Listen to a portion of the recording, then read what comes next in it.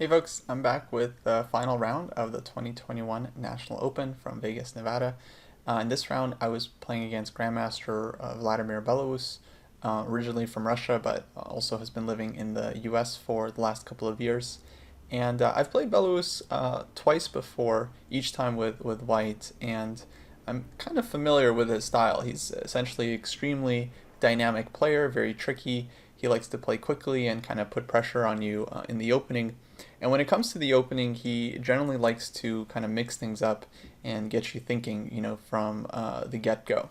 My previous games with him have all been some form of like a King's Indian slash Benoni, but he's tried different move orders against me. I think in our first game he played G6, in our next game he played C5. Both games, left the charted path very, very quickly. But in this game, he decides to just play the typical King's Indian move order. And then after e4, he plays d6. So, I mean, 100% normal position, right? We've seen this one many times before. But when he played d6, there's something about the way he played it that I realized like he has something up his sleeve. Checking his previous games, I noticed he often likes to just castle in this position without playing d6. And of course, this one is totally playable as well because white doesn't really get much from playing e5 this early. Black just goes knight e8 and then plays d6 and c5. There's a very well-known game, Letellier versus Fischer, where Fischer as black does this and just gets a fantastic play right from the opening. And generally these positions just transpose, as eventually black just plays d6 anyway and doesn't make a huge difference. So when he played d6 early, I can kind of tell like, he wants something a little bit different than normal. And I wasn't sure what to play in this game. I felt like I've already played the h3 line twice in this event, and I've played it before. So if I play this one with bishop e3, I am kind of a sitting duck, for him to just target with some weird line. So I was considering, playing other stuff, like I've played the Samish before, as well as other lines. But I thought about it for a bit, and I felt like, if you believe in your line, you shouldn't really be afraid of preparation. I remember reading the advice of Grandmaster Grivas from Greece, I believe, who's a very well-known coach. And he wrote something really interesting. He basically said, players who are, quote, afraid of their openings, of their opponent's preparation, are really just kind of insecure about their own understanding of the position. And if you're playing solid lines, if you're playing stuff that you think is objectively good, then your opponent shouldn't be able to just like refute it with prep, right? Sure, maybe they come up with some tricky idea, but ultimately, if you believe in your own understanding of the position, you should be able to handle anything that comes at you. So in general, I try to kind of follow this advice. I also do believe in the power of surprise value, especially in tournament games. I think this is very important. But I end up just deciding just to go for my usual line because I felt like, number one, I've been studying this a lot. I feel like I'm familiar with a lot of the ideas. And number two, if he comes up with something new and unique that I haven't seen before, and I end up getting a bad position, well, that'll just be a very good learning experience for me, right? And it'll kind of enhance my understanding of these positions. Whereas if I just play something random, as a lot of players do, they're like afraid of their opponent's prep, and then they end up playing some random line that they don't know as well. Well, like you can still get a bad position there, you can still get caught in the opening, and then you don't really learn as much because it's not a line that you are going to necessarily want to play in the future. So I end up going kind of sticking to my guns here, and lo and behold, he plays knight d7. This was already a little bit off the normal path. Typically, black just castles first, white plays either knight f3 or bishop e3, and then black kind of chooses their setup. But playing knight d7 in this move order usually comes with the idea that black wants to delay castling.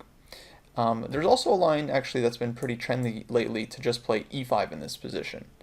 And the point of this one is that when white plays d5, black doesn't really have to castle so quickly, and this changes things because after knight d7, for example, if white plays g4, then black can go ahead and play like h5 in this position and actually use the rook on the h-file. With black's king having castled, this h5 can be ignored. White can play like f3, for example. But here f3 doesn't make much sense because black takes on g4, and we can't take with the h-pawn because the rook would be hanging. So there are lines like this where black kind of benefits from keeping the king in the center. But he decides to start with knight d7. I played bishop e3, e5, d5, and now he hits me with h5. And yeah, when you play this move, I was definitely very surprised because I thought I had never seen this before. And it's a really interesting idea. Of course, the point is very simple. Black is just preventing white from playing g4. But the second point that I kind of realized during the game is that black wants to play bishop h6 and just trade off the dark squared bishops. And of course, black then gets to trade off his bad bishop, leave himself with a good bishop. White still has some space advantage, and I think white can still fight for the edge. But black does kind of achieve a nice strategic goal in doing this. So after the game, I looked this one up and I found out it's actually an extremely rare idea. I think the first time it was played in an official tournament, at least according to the ChessBase online database, was by this international master Nicholas Theodoru, who I believe actually has already played this one twice and I think won both games with it. And so it's a very, very interesting idea, and yeah, looking at it after the game, honestly, I wasn't able to find much of an advantage for white. So if anyone has any suggestions about how to crack this, please leave a comment below because I'm all ears. I mean, I understand the engine thinks white is better if you just turn it onto this position, but the engine often struggles in closed positions, and it doesn't really provide a very productive plan for white to do here. So what white really needs is some kind of setup and some kind of future counterplay. So I started thinking here, of course, and one of the main moves I was considering was queen d2, because this just stops bishop h6. But the problem is, I thought, black can play knight c5 here, and I don't want to play bishop d3 and give up the light squared bishop, so if I want to defend the pawn, I have to go f3, because queen c2, of course, then just allows black to play bishop h6 anyway. And since the position is closed, takes, black doesn't really care that he's wasting time with his rook. He can just go king f8, king g7, bring the rook back, and yeah, white can't really do anything with that time. So instead I would have to play f3 here, but generally you don't want to play f3 and h3 together if you don't already have g4 in, because here black could play h4, for example, fix this square, and then knight can come to h5. One day black maybe plays bishop f6, and essentially black just gets really good play on the dark squares. Black can also even consider transferring the queen to f8 and then playing bishop h6. And yeah, eventually I'll have to trade off my dark square bishop, and I'm going to be left with a lot of dark square holes on the king side. So this is definitely not a very satisfactory setup for white. In the end, I decided to just play knight to f3, because I felt like, okay, normally I put the knight on e2, but now that doesn't make a lot of sense. Given that black has weakened this g5 square, it kind of makes sense to put the knight here. And I definitely considered after bishop h6 to play knight to g5, but then I kind of was worried about knight g4 here. Similar tactic to what I played in the round 7 game against Grandmaster Stremavicius, where here, okay, black is hitting the bishop on e3. If I take on g4, black takes on g5, and then after takes, queen takes g5. Yeah, it didn't look like such a nice position for white. Felt like black's queen is super active, and black is, yeah, totally fine. So on bishop h6, I end up trading. Rook takes h6. And yeah, I started spending a lot of time in this opening because I just wasn't sure, how to develop. Should I castle queenside with the big space advantage, tuck my king away on b1 and play for c5? Or should I go kingside, where then it's a lot easier for me to just push on the queen side without kind of exposing my own king. But on the other hand, the king on g1, certainly kind of a target for black's typical kingside play. Because I felt like, okay, what does black want to do here? Well, probably wants to go like h4, knight h5, knight f4, maybe g5 one day, and just start pushing the kingside pawns, typical King's Indian fashion. Maybe not g5, maybe playing f5 in the future. And yeah, I really wasn't sure if I want to keep my king castled kingside. Eventually, I decided to play this move b4. And the point of this one is that I'm stopping his knight from coming to c5. And I'm also carving out space so that if he goes a5 here, I can just respond with a3. I didn't want to throw in queen d2, hitting the rook, because after rook h8, b4, then black can play a5, and I don't have a3 response here, because my rook is again hanging, so rook b1, takes, and then black just gets this beautiful outpost on c5 for his other knight, and I felt like, okay, strategically, black is probably doing excellent here, because I don't get much on the queen side. I have no targets, but all of black's pieces are good. Black is a clear target in e4. And yeah, it just felt like there's no upside to white's position whatsoever. Bishop on f1, of course, going to be a really passive piece.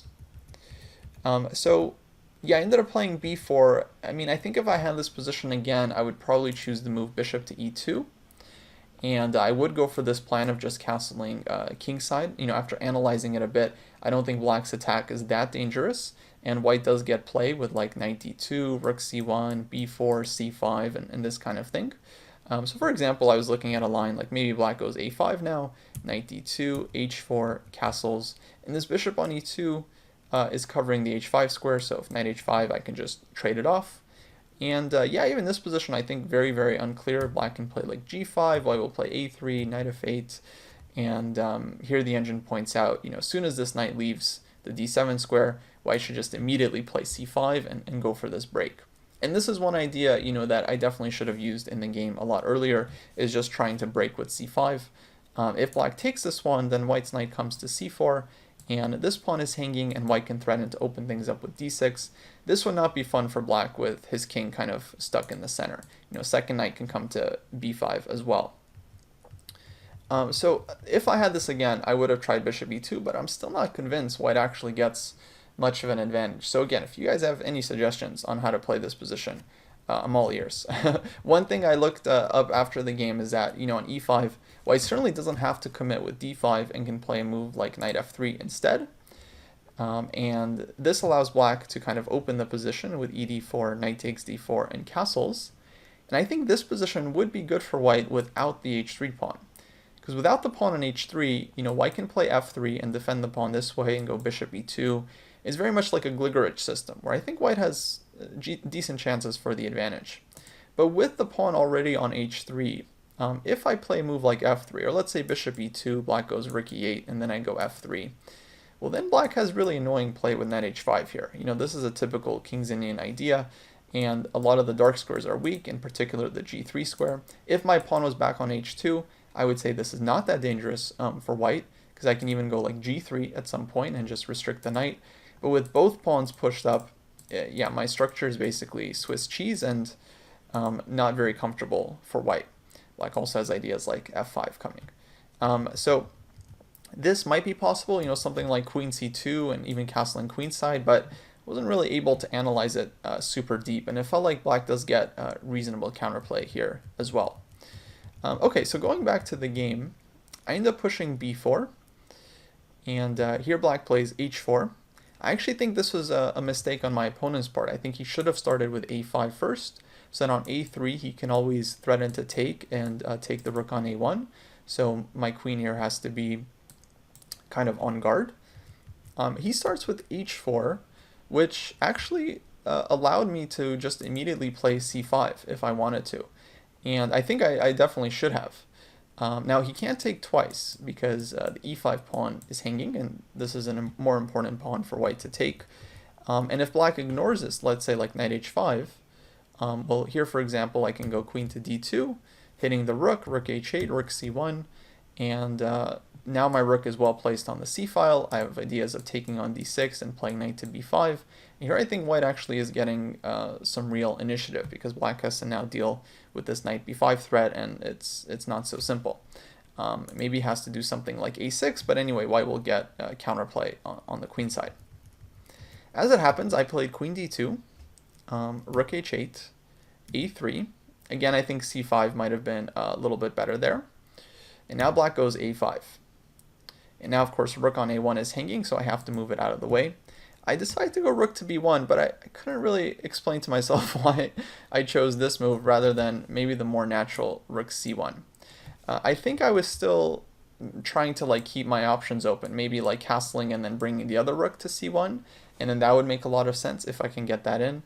But it's one of those situations where it's like you have a lot of different options in the opening, you're not really sure which one to go for, and you end up just kind of mixing up a lot of ideas. But I do think white's rook would have been a little bit better on c1 to kind of support this c5 push faster.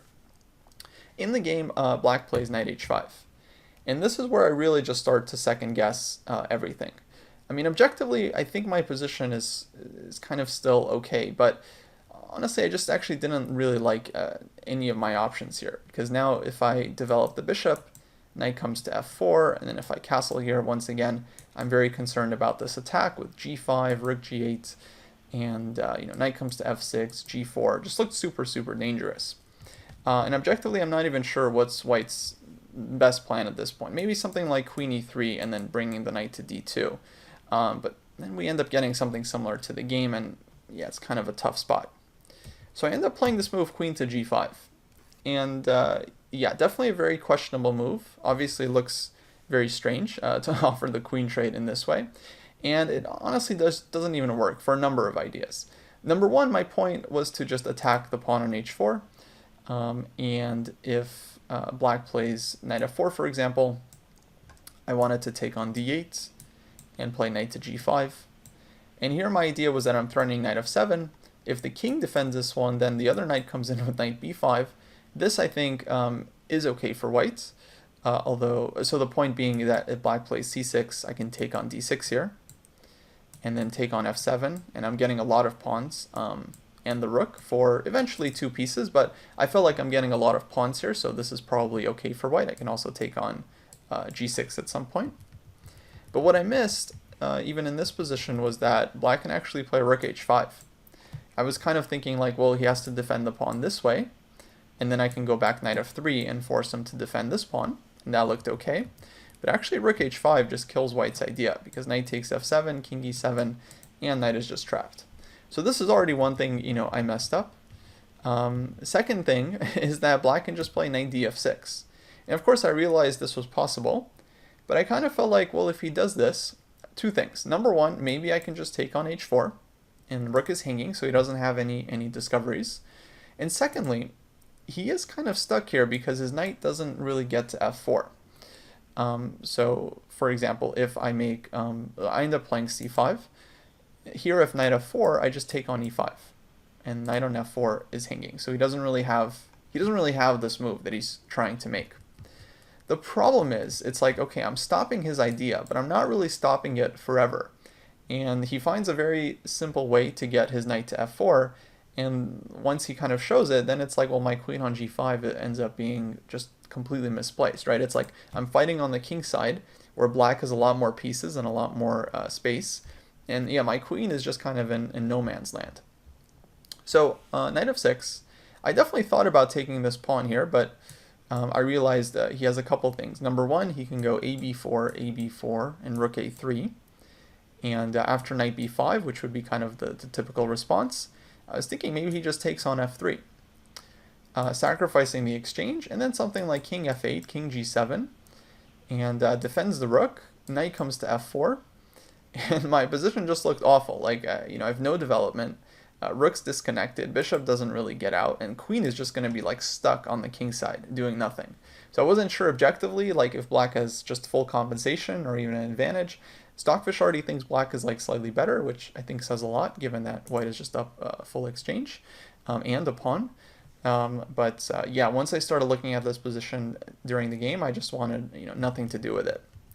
So I didn't want to take the pawn. I think also black can just play king f8 in this position and just bring the king to g7 and defend the rook, and again threaten knight f4. So I just felt like, well, if I take the pawn now, my queen is just getting sidelined. So I ended up playing c5. And my idea here is, well, I'm just trying to create counterplay. I'm hoping maybe one day I can go like knight b5 and knight takes c5, maybe sack a piece for like 3 pawns, and get a lot of initiative. It was kind of a pipe dream. Of course, black just doesn't end up allowing this. He plays a b4, just throws this one in, a b4, and a really strong move, king f8. And this is the move I just kind of just totally underestimated when I put my queen on g5.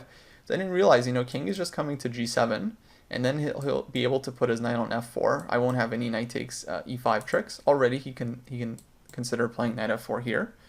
And yeah, then my queen just ends up totally misplaced. He's threatening to trap it. Knight f4, rook h5, and game over. So here, of course, is where I started to realize like what I'd done and how bad my position is getting. And it's one of those things, it's like, even though you have a bad position, it's like, yeah, you just don't see a way to get out. I also started spending, a lot of time these last 2 moves. So at this point, it's like move 16 or move 17 for white, and I'm like down to like 30 minutes or something for to make like 23 more moves. So it was really getting kind of drastic. I was looking at all kinds of stuff, like trying to make this work, like takes and knight b5 and like rook c1, but it just felt very, very slow. Again, I have no development. Black is about to play king g7, bishop d7, and just connect rooks. I also thought about immediate knight b5 here, but okay, well, e4 is hanging in all these lines. Oh, sorry, not right away because the queen is here, but after king to g7, e4 will be hanging. And yeah, this is also a problem for me. So after some time, I decided to just kind of swallow my pride, and I just played queen e3. I think practically this is probably one of the better moves in the position. I think it's useful to just admit your mistakes because if I don't play this move, I just felt like my queen is just going to get trapped on g5. So, I just say, I'm sorry, you're right, my queen on g5 does nothing. I bring it back to e3, and now my plan is just to play like knight d2, knight c4, and hopefully finally develop. Unfortunately for me, it's kind of too late. So king g7 was played, knight d2, he goes knight f4. Already, actually, black could have played rook a3 and been very annoying with this one, with the idea that if I play knight c4, he just sacks on c3, takes on e4, gets one pawn for the exchange, and white's development, again, is terrible. So that was already possible, but he decides just to play it simple, knight f4. I play knight c4, and now queen e7. So this is a useful move. He's getting ready to defend the rooks. And again, I spent quite some time in this position because I was really trying to make a couple things work. Number one, I wanted to play g3 just to kick the knight. But the problem is takes, knight takes h3. The knight is kind of stuck here, so I thought there was some potential. But he has like knight g4 coming, and yeah, that didn't look like it was working. So I considered for a while to play knight b5, either right away or taking here. And the point of this one would be, if black plays a move like knight e8, defending the pawn, then I would go knight to b6. Let's say rook moves, well, rook has to go to b8 to defend the bishop. And then I can take here, or start with g3. And the point being that now black can't really take on h3 because I take on c8 and then I win the knight. So this felt like, okay, maybe something for me, right? If the knight has to go back to h5, I have some pressure on the queen side. I can go rook c1, bishop e2, maybe bring my king to g2. At least I'm like finally completing my development, and position felt very much okay. But as I was thinking about it, I realized on knight b5, he's probably just going to play rook a6. And I can still play like knight b6 in this position, but it's just feels very slow. And I'm not really threatening to take on c8 because he just takes with the rook.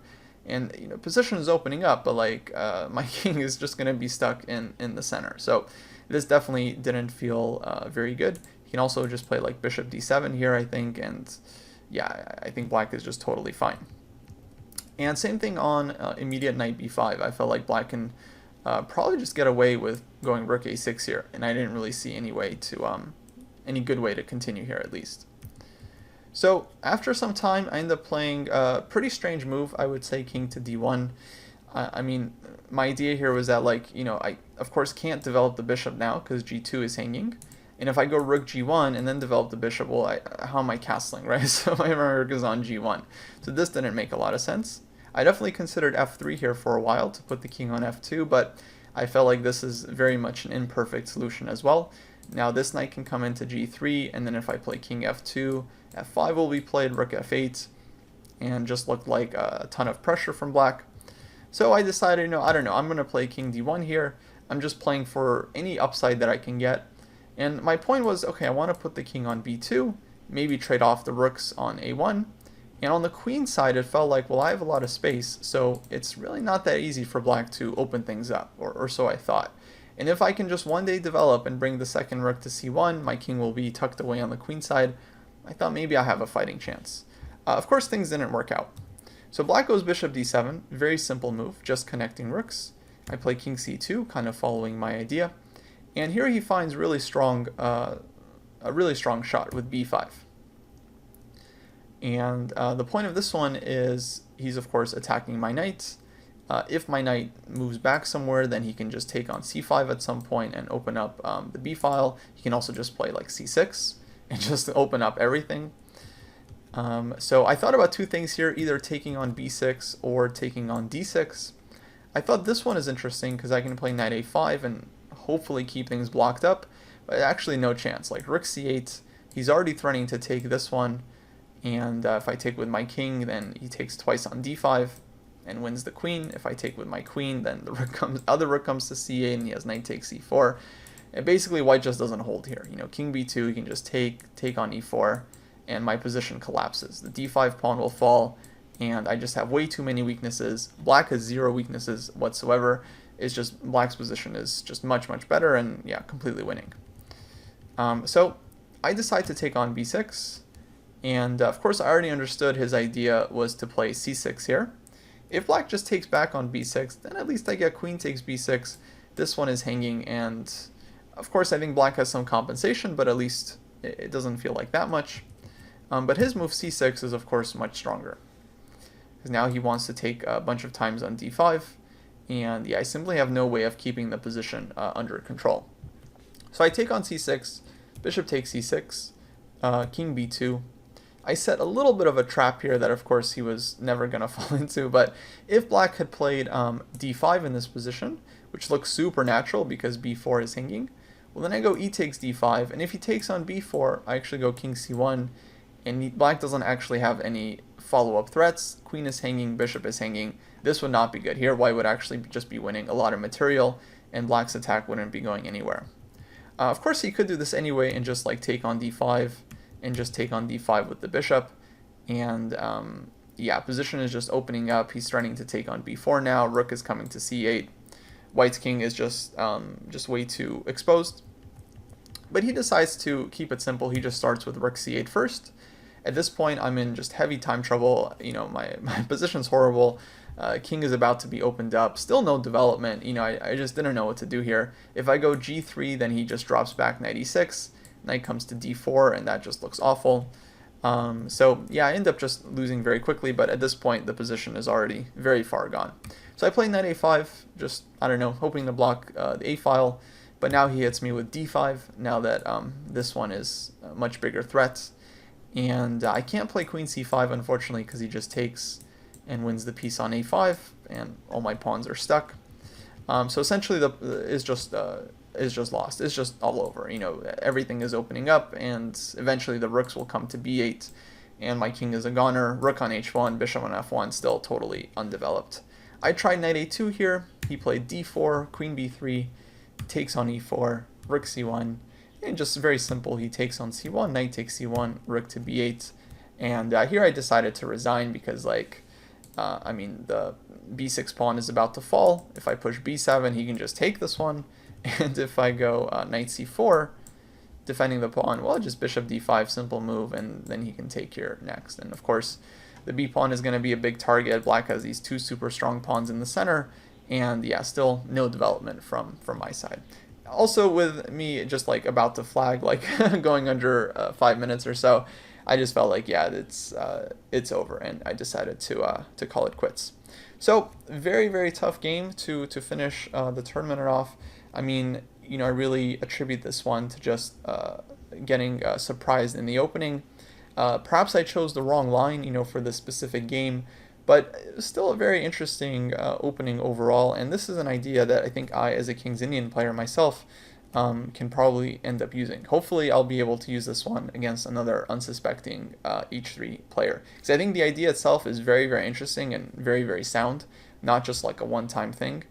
And yeah, I mean, just a really interesting line that maybe I'll get to use myself in the future. So to wrap up the tournament, I finished with 5 points out of 9. I think rating-wise, I probably performed a little bit below my rating because I played down most rounds. Five rounds I played down, 4 rounds I played up. Very thankful to have gotten the chance to play 4 Grandmasters. That's definitely a good training. And as you guys saw that have been following this series, a lot of very interesting games, a lot of interesting ideas to learn from. So overall, I am kind of happy with the tournament. I basically just wanted 9 good games, and my goal for the tournament was essentially just play enough chess so that I can kind of assess what I need to do moving forward. I have some ideas of what I need to work on specifically. I feel like Middle game understanding and opening understanding is definitely a big one. Of course, calculation is something that can always be improved.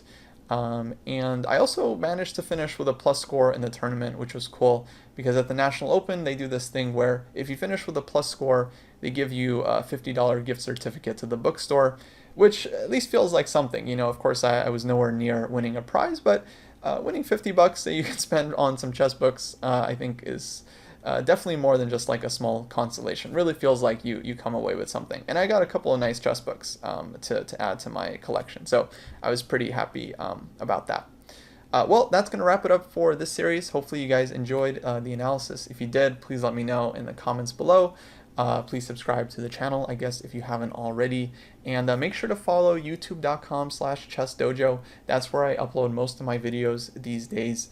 I have this channel to do some of my like personal projects and upload some of my own games, but most of my like chess improvement stuff and content is all coming out on the ChessDojo channel. So make sure to subscribe to that one as well. Alright guys, that's going to wrap it up for me. Hopefully I'll catch you in future videos, and until then, take care.